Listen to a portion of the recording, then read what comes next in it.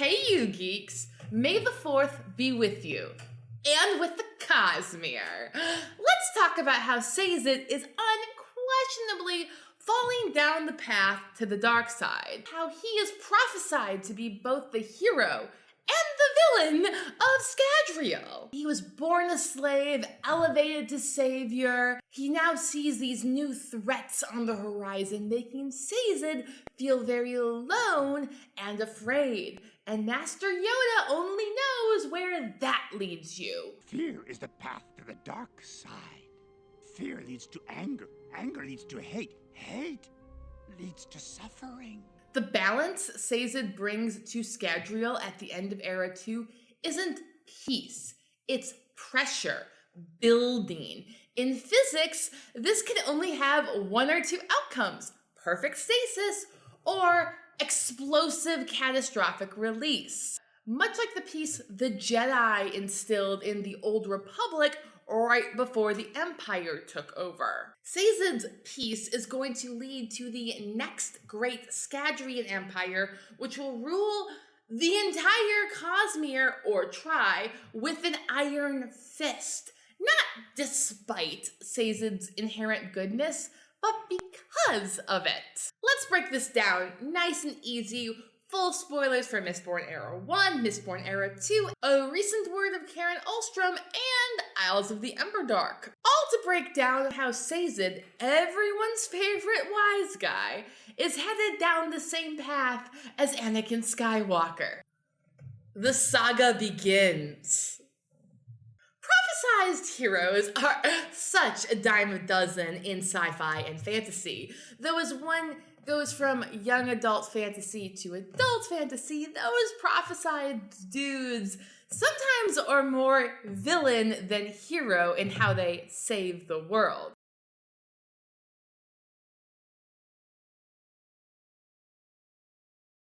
But before the hero can save the world, we need to meet him, which more often than not revolves around the hero being subjugated in some part. Specifically with Anakin and Sazed, they both were slaves. As the Terrace prophecies had foretold, the hero of ages shall not be a man, but a force. No nation may claim him, no woman shall keep him, and no king may slay him. He shall belong to none, not even himself. Now, many words have been written and said about how Sazed is not a man because he is a eunuch, and how the pronoun in these prophecies are actually gender neutral. But the rest of this sentence, no nation may claim him, he is of ethnicity Terrace, but not raised in Terrace culture because he belongs to no one, not even himself. He is a slave, ostracized from his culture, but also a rebel. Therefore, he does not have an owner. Rather, he is a free member of Kelsier's crew, who we all recall being the conscientious one, the mentor and warm shoulder for Vin to cry on in her hour of need, the counselor of Kelsier, and then of Elend after. But the fandom kind of glosses over how much of his advice was morally gray. Most disturbingly, his actions at the midpoint of Well of Ascension are infuriating to me to this day. First, he lies to Vin and Elend and tells them that the Lastral Love Oath ceremony is 100% a real historical thing that makes their marriage valid. I can forgive that. The second thing he does is lie to them about the location of the Well of Ascension, telling them it's in what is now known as Terrace territory when he knows it's not, in order to save their lives and get them out of the city before the Kolofs attack. I still can't forgive him about that 6 years later, nor can I forgive the book Well of Ascension and the character Tindwyl for letting Sazed off the hook so easily for lying to those whom he was a trusted advisor. Heck, this little maneuver of Sazed got Tindwyl to profess her love for him and his antics. Do you know why I love you, Sazed? Because you never give in. Other men are strong like bricks, firm, unyielding. But if you pound on them long enough, they crack. You're strong, like the wind, always there, so willing to bend, but never apologetic for the times when you must be firm. I don't think any of your friends understand what a power they had in you. So yes, Tindwyl recognizes that it is wrong for Sazed to lie to people and send them out of harm's way, but that's also what she loves about him. To each their own, and good for her, because his antics are just about to cost her her life in the defense of Luthadel itself, because he sent Vin away, their only hope. And it's Tindwyl's demise in the siege of Luthadel that sends Sazed in his first downward spiral, holding her corpse in the snow of Luthadel and realizing what a fraud he is. The Ska called Sazed holy, but at that moment he realized he was the most profane of men. He was a creature who knew 300 religions, yet had faith in none of them. Now the parallels to Anakin and Padme are pretty obvious. Both Sazed and Anakin come from lower station and reach for women who are socially superior to them. Are you an angel? What? And it's that reaching, that grasping, that caused them to destroy that which they were trying to grab, love, and in the name of love, lead them down the path to the dark side itself. It seems in your anger, you killed her. Yet at the end of Mistborn Era 1, Sazed doesn't go full dark side. He rises to the occasion. He finds some faith in the Kandra religion and becomes the hero of ages just in time to save the world after it's already been destroyed. But he will institute a new balance. The balance. After Vin ended 80, their two shards, Ruin and Preservation, were in need of a vessel. And Sazed just happened to be the man available. After spending most of the Hero of Ages novel being broken and dejected, he found some healing, finding faith in the unchanging ways of the first generation of Kandra, but I would not consider him to be healed when he picks up these two diametrically opposed powers and brings about a new balance to Scadrial. For in his own words, this is much more of a ceasefire than an everlasting peace. The powers were opposites as he drew them in. They threatened to annihilate each other. Yet because he was of one mind on how to use them, he could keep them separate. They could touch without destroying each other, if he willed it. For these two powers had been used to create all things. If they fought, they destroyed. If they were used together, they created. Yet subtly and consistently, Sanderson has been building up in Mistborn the very lesson the Jedi once learned a long, long time ago in a galaxy far away. Balance doesn't necessarily mean good. You were the chosen one! It was said that you would destroy the Sith, not join them! The Jedi's quest for balance of the Force is what brought about their own extinction. The Force of Star Wars was only balanced when Anakin Skywalker brought about the end of both the Jedi and the Sith.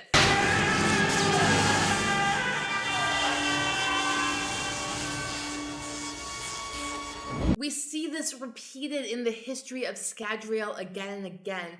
For its first creation was a moment of balance and peace between preservation and ruin, but it did not last long. The pact between preservation and ruin is a thing of gods, and difficult to explain in human terms.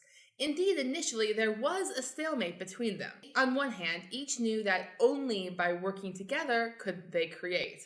On the other hand, both knew they would never have complete satisfaction in what they created. Preservation would not be able to keep things perfect and unchanging, and ruin would not be able to destroy completely. Ruin, of course, eventually acquired the ability to end the world and gain the satisfaction he wanted. But then, that wasn't originally part of the bargain. To put it in physicsy terms, in thermodynamics there's a principle. If a system is forced into equilibrium, it will accumulate stress the longer you hold it in forced balance.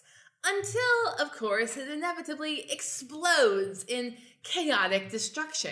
We saw this happen with Preservation's first capture of Ruin, bringing about the rise of the hero, Elendil and Rashik. Rashik then brought about a new balance that favored preservation and stagnation, but allowed Ruin to undermine and rewrite words on paper until Ruin found a way through Kelsier and Vin to overthrow the entire empire. Though Vin brought about the end of 80, Sazed was there to pick up now the shards of Ruin and Preservation himself and force them into another equilibrium, which is going so great for the Elendil Basin. Because he gave them flourishing and crops, except for, the roughs that were kind of just out there. And he left southern Scadrial in such a frozen wasteland state that they were forced to become Scandinavian, don't you know? And incidentally, they decided to follow Kelsier as their new cult leader. Yay. And yet, all of this had been foretold through the Terrace prophecies. Not just of Sazed's heroics, but also his villainy. He left ruin in his wake, but it was forgotten. He created kingdoms and then destroyed them as he made the world anew. But that's just the flaws inherent in handling godly powers of ruin and preservation. In Mistborn Era 2, Sazed is still up to his old human flaws and antics of wanting to spare people pain, so he lies to them and manipulates them to do what he wants, relating in yet another dead wife.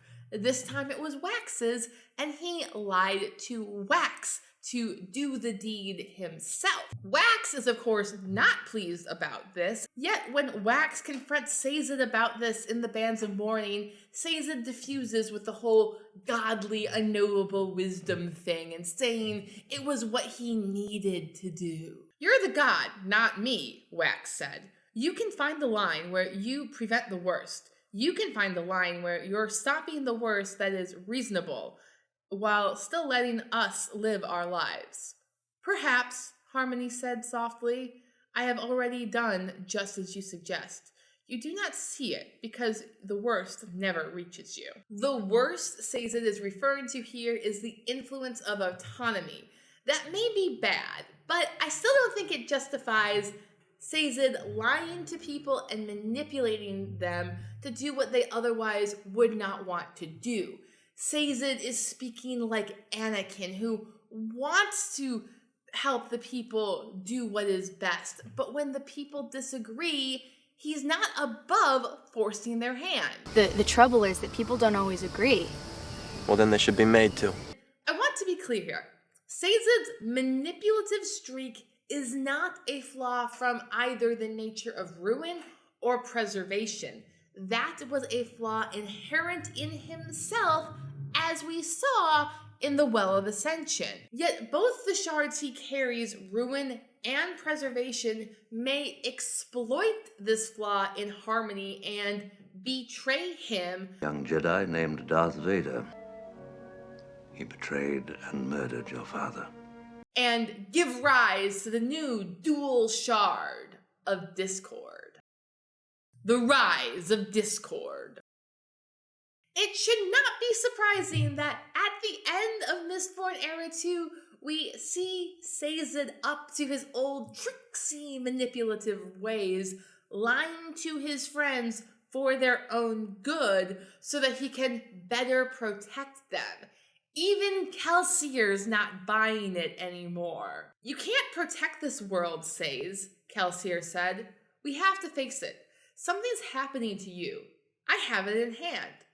"Do you? Do you really? Are you lying? Have I ever lied to you, old friend?" Sazed opened his eyes and met his gaze, showing infinity within those depths. Now, I hate Kelsier on principle on so many things. So believe me, it is quite difficult, and with much reluctance do I say that Kelsier has a point.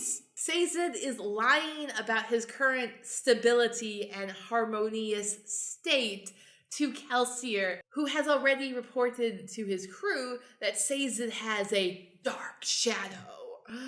Not that I would trust Kelsier, but Wayne sees it too before his own untimely ending. A figure, mostly transparent, stood beside him, a tall ball of man, Terrace, and another, darker fellow stood behind him, not in the skin tone sense or anything. Like, this other one was a shadow. It mimicked Harmony as he held out his hands to Wayne. In Era 3, I propose we are going to see the rise of discord and the betrayal and murder of Harmony, in a manner of speaking. According to some, this will be a good thing as it allows Scadrial to rise as a new imperial force in the Cosmere. And this would still be in accord with what Terrace prophecies have foreseen. He shall defend their ways, yet shall violate them. He will be their savior, yet they shall call him heretic. His name shall be Discord, and they shall love him for it. Now, the first two oppositions sound like things Sazed already did in Mistborn Era 1, but that third one, they shall name him Discord and they will love him for it, sounds a bit too close to that iconic line from Gladiator for my comfort. He'll bring them death, and they will love him for it. And of course, Gladiator was exploring themes that we saw in Star Wars, the prequel trilogy. That is, the fall of a republic and the rise of an empire. So this is how liberty dies. With thunderous applause. And we know from Isles of the Emberdark that Scadrial is entering the Mistborn Era 4 as a strong space empire. We see them in here subjugate less developed planets and go around wearing gray militaristic uniforms, forcing conscription and metal plates on their face to hide their true emotions. You know, general good guy aesthetic things. Have you noticed that our caps have actually got little pictures of skulls on them? I don't, Hans, are we the baddies? And I have it from Karen Ulstrom herself, the great timekeeper of Brandon Sanderson Cosmere, that this book happens during Mistborn Era 4, the space opera of the Cosmere. Does Isles of the Emberdark take place in relation to Mistborn Space Age, so kind of the fourth age? It is during the fourth age. It is during the fourth age. And I'm not the only fan picking up the major Star Wars vibes inherent in Mistborn Era 4. Heck, we know that Hoyd will have twins running amok at this time. And we now have a very recent word of Brandon confirming that the twins are not, in fact, Hoyd and Edgley themselves. Is Edgley Hoyd's younger twin sister? No. What an interesting question. I like the big swings. If there was ever a dynamic duo set up to take down the evil Kelsier-infused empire, Hoyd's offspring would be at the top of my list to do it. Meanwhile, Isles of the Emberdark does give us one more insight into Harmony's new nature. For we know Ed the Arcanist follows the path, the religion founded by Harmony during the Catasandra. Ed, by his own admission, seems to worship Harmony directly. Don't you literally worship a Scadrian? Naz asked. That's different, Ed said. He's nice. Plus, he's the only known living shard who has performed the... Now, at first glance, this seems to fit with the General Sazed nice guy story we've been telling ourselves since Mistborn Era 1.